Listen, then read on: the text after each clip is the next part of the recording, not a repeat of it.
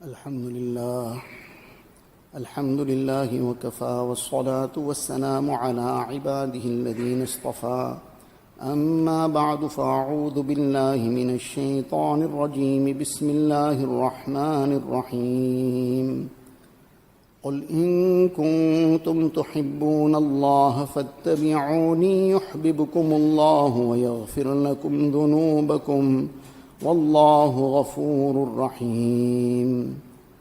وقال النبي صلى الله عليه وسلم كل أمتي يدخلون الجنة إلا من أبى قيل ومن يأبى يا رسول الله قال من أطاعني دخل الجنة ومن عصاني فقد أبى.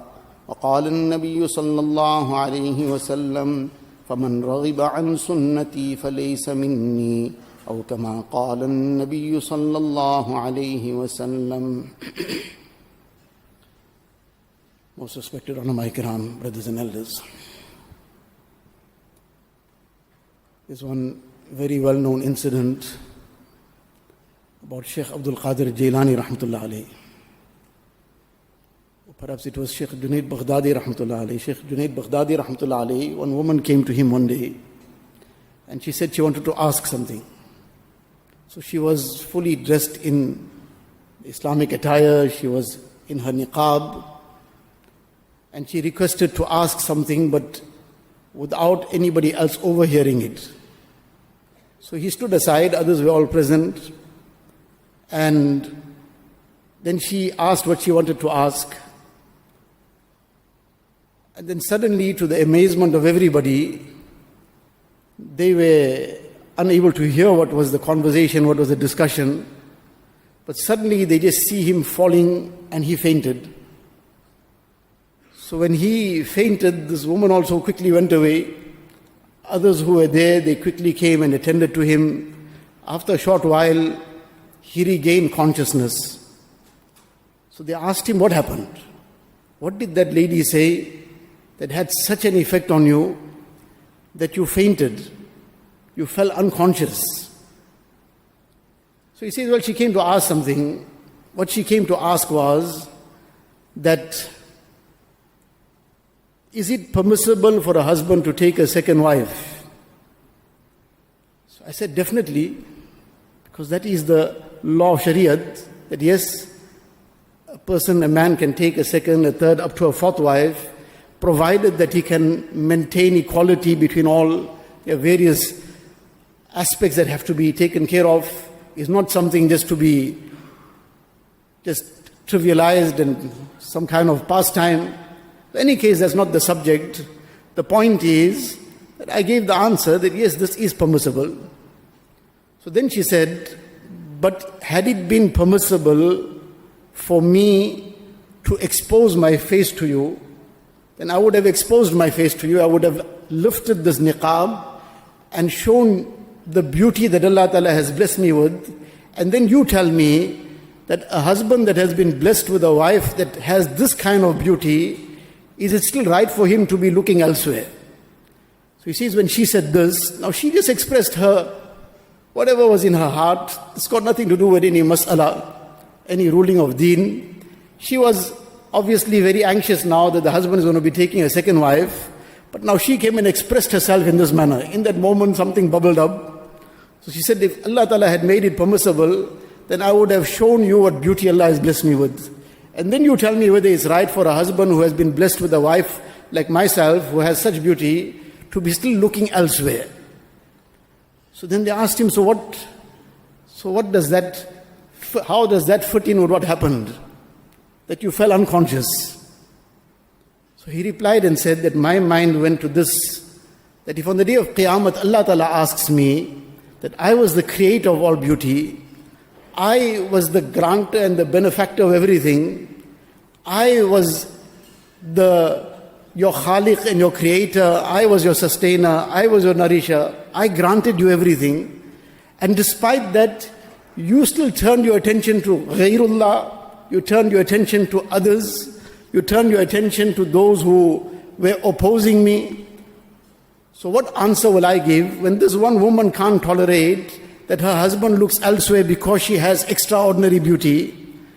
then how am I going to face Allah Ta'ala that I didn't give my total focus to Allah Ta'ala, whereas Allah is my benefactor, Allah is the creator of all beauty. So this had such an impact on my heart that I fell unconscious. Now this is an incident of a very pious person, what impact this had on his heart.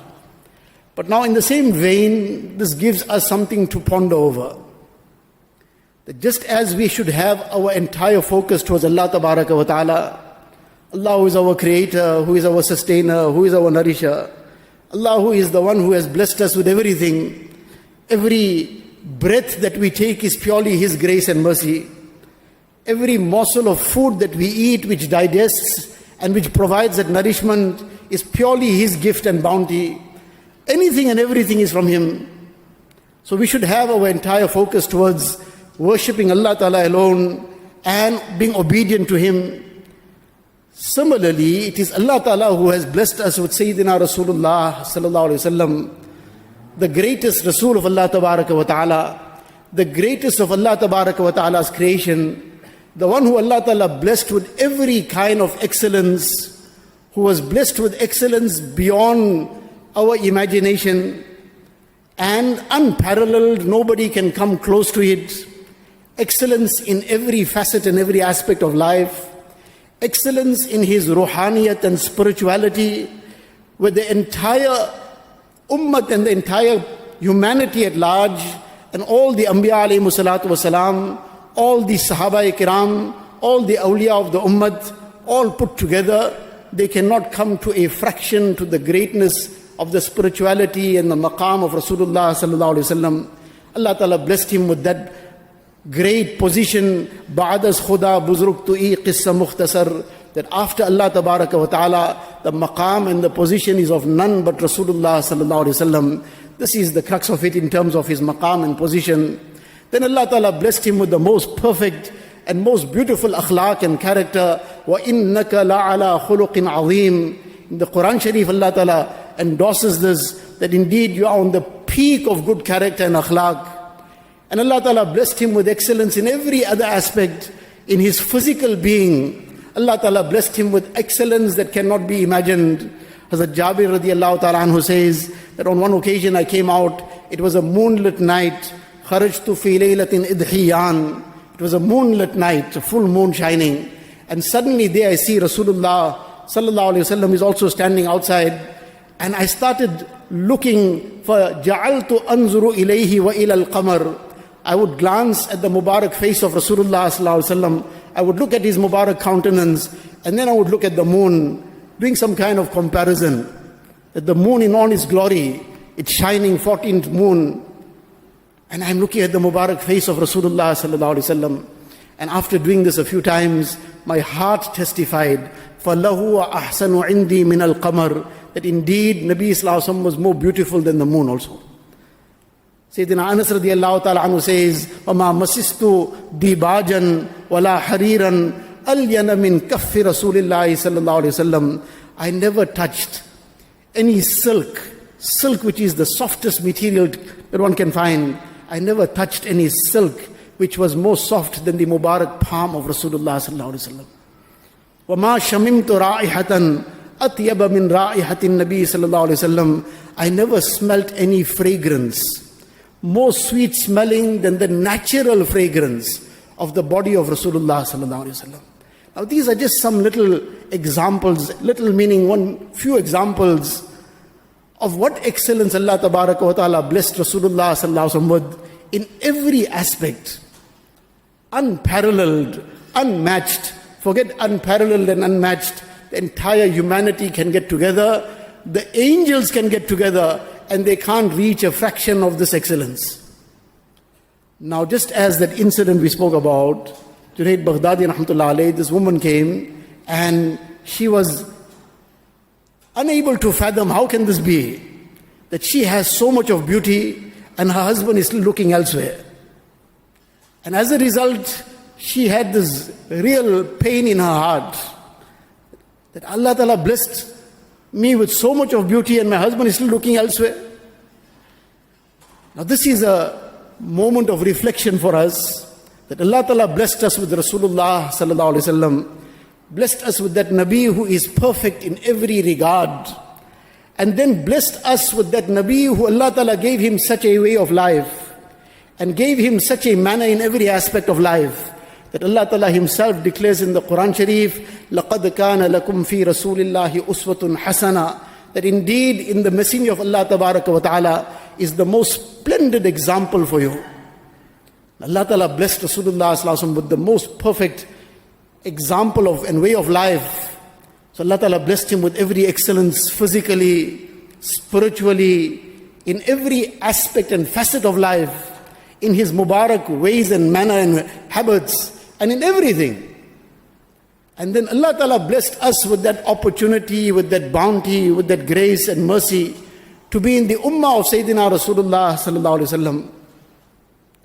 So if on the day of Qiyamah, our Nabi Kareem Sallallahu Alaihi Wasallam has to ask us that Allah Ta'ala made you my ummati, and Allah Ta'ala made me the perfect being from all of humanity and beyond all the angels also. Allah Ta'ala blessed me with all the perfection, physically, spiritually. Allah blessed me with that example which Allah himself endorsed. لَقَدْ كَانَ لَكُمْ فِي رَسُولِ اللَّهِ أُسْوَةٌ حَسَنَةٌ. So I came to you with this most perfect way of life. And then in order to pass it on to you, I undertook every sacrifice that had to be made.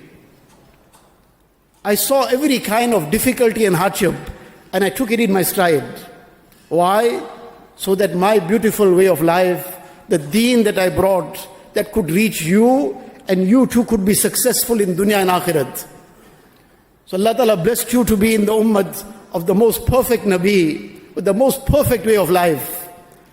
What attracted you in somebody else? What attraction you found in the West? What disinclination you had in my way of life? How come you didn't find that attraction that Allah Ta'ala put in everything that Allah Ta'ala granted me?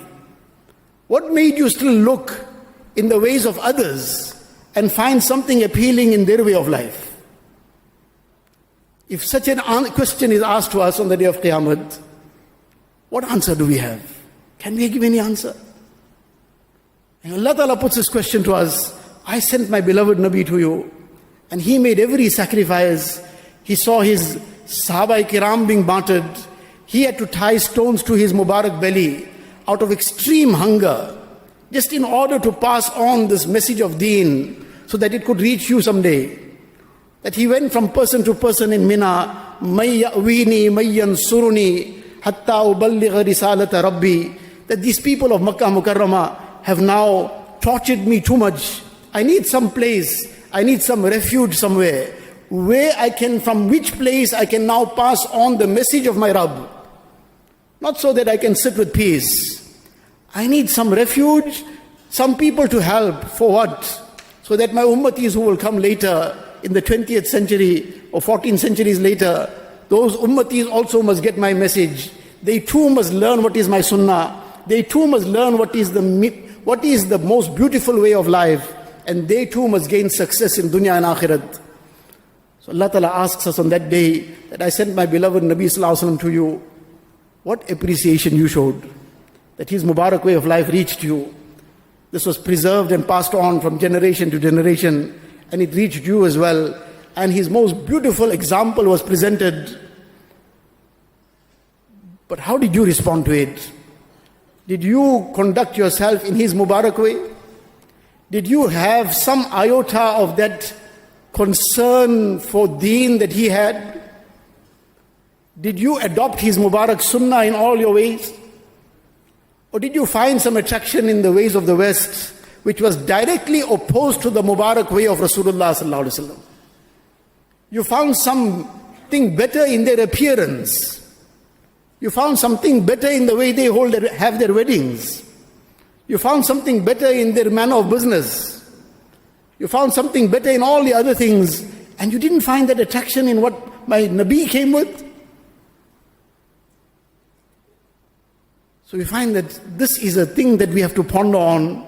In the month of Rabiul Awwal, generally we hear the Mubarak Seerah of Rasulullah Sallallahu Alaihi Wasallam over and over again. Indeed, the Mubarak Seerah of Rasulullah sallallahu alaihi wasallam, this is something very dear to us. It should be very close to our hearts, and it's not confined for the month of Rabiul Awwal. It is a part of every day of a mu'min. Because a mu'min, he cannot live his life without the Mubarak Seerah of Rasulullah sallallahu alaihi wasallam. Because that is his guide. That is his example. So it's not something for a specific month or a specific day. It is all year round, every day that we live the Mubarak Seerah. And we learn about the Mubarak Seerah of Rasulullah sallallahu alaihi wasallam as well. Unfortunately, it's a very big tragedy that sometimes we know more about people who have no iman also. Let alone others, people who have no iman. We know more about their lives, about their issues, than we know about the family of Rasulullah sallallahu alaihi wasallam, than we know about the Mubarak life of Nabi sallallahu alaihi wasallam himself. We've read about the biographies of cricketers and footballers and who not.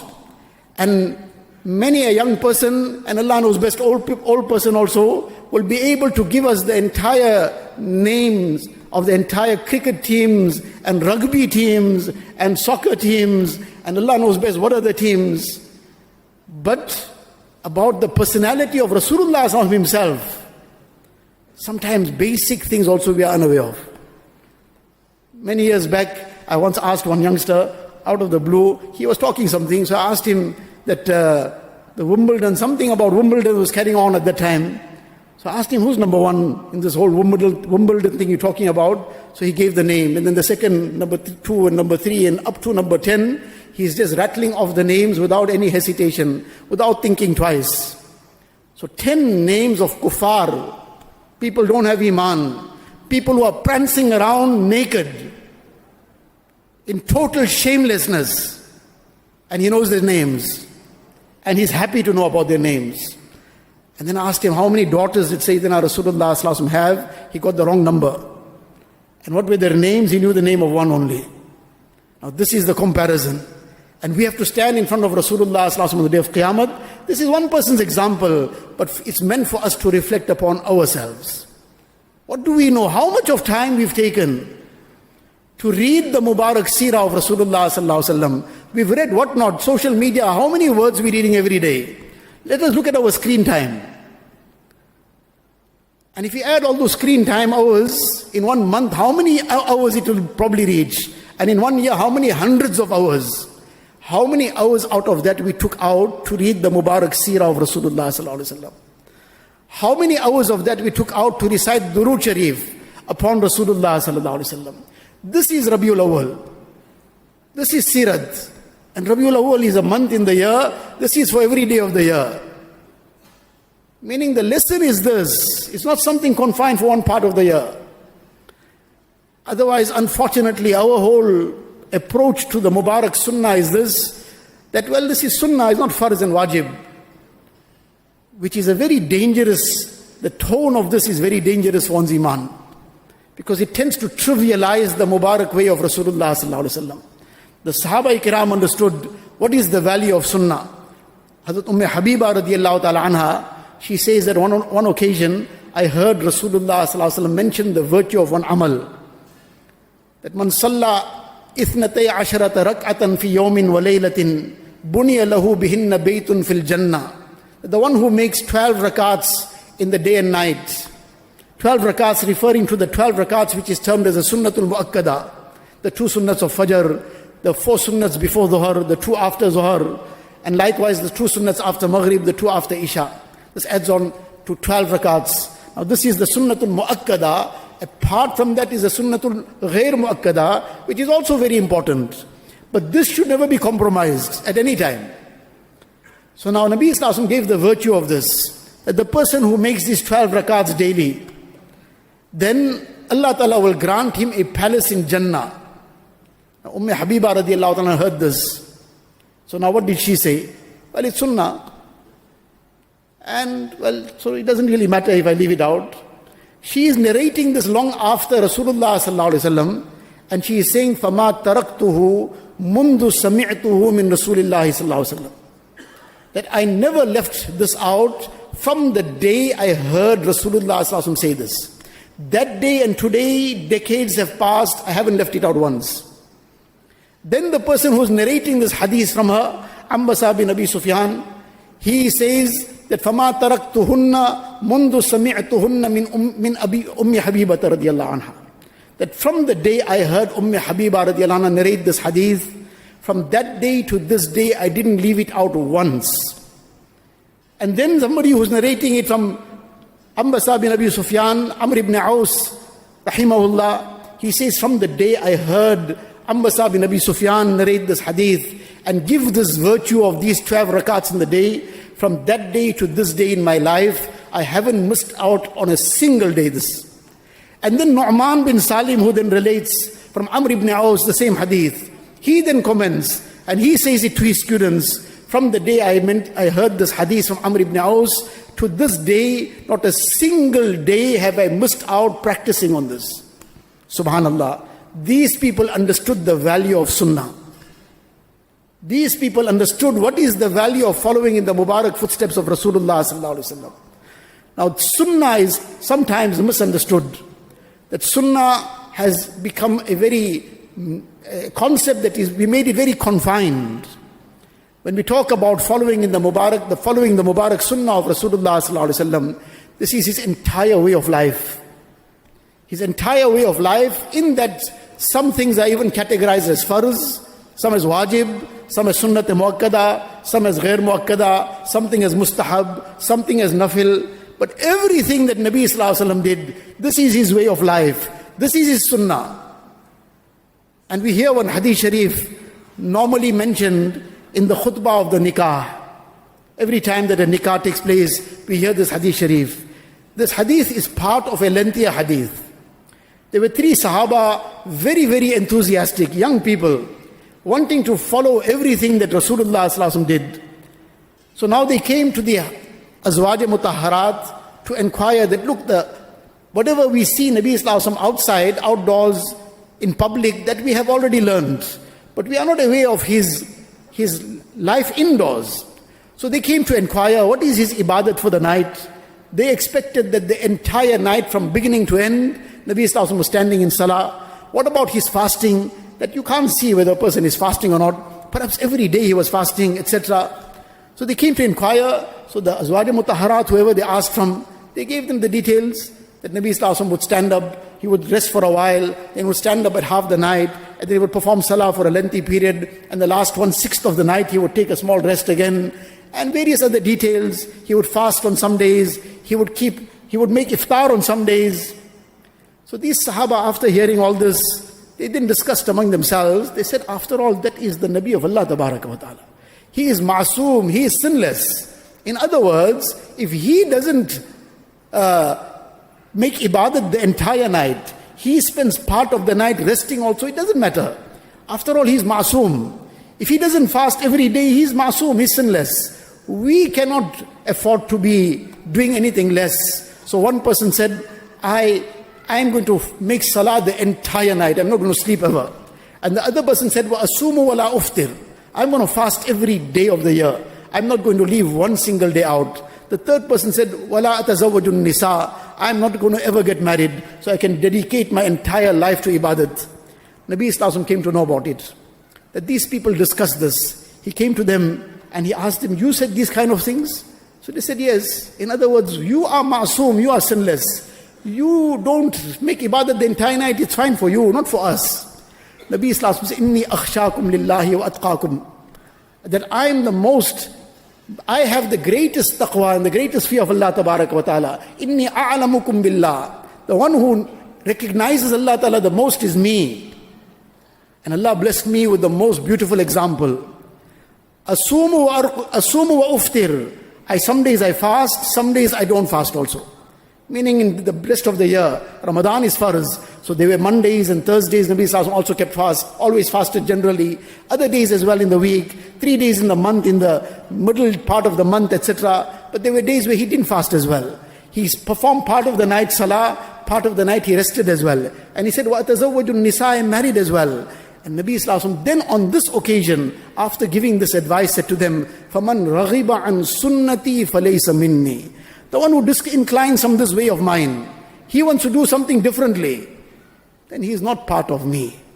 Now can we imagine where this was said? That mashallah ibadat, these people had a tremendous zeal. They were so enthusiastic. But even in that ibadat, Nabi Islam said, you follow how I'm doing it. You follow my way, otherwise it's not going to get that same endorsement. Now can we imagine, even in this regard, Nabi Islam cautioned them. Now what is going to be the case where somebody left the way of Nabi Islam to adopt the way of the West? Nabi Islam taught so many things in life in the most perfect manner. And somebody says, no, I'll do it how the West does it.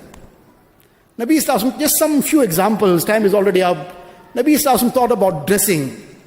How to dress in loose-fitting garments, garments that cover. And the Western style is garments that expose, everything body-hugging. So now even in ibadat, Nabi Islam moderated it. You follow my way. What are we going to answer?